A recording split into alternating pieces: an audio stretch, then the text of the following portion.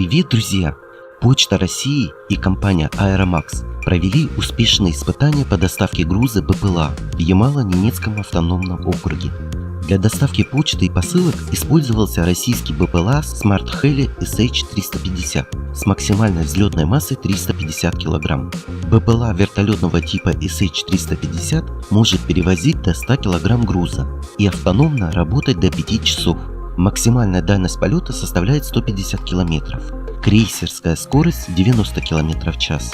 Заместитель генерального директора по логистике Почты России Сергей Сергушев заявил, что беспилотники особо актуальны для доставки отправлений в отдаленные уголки России.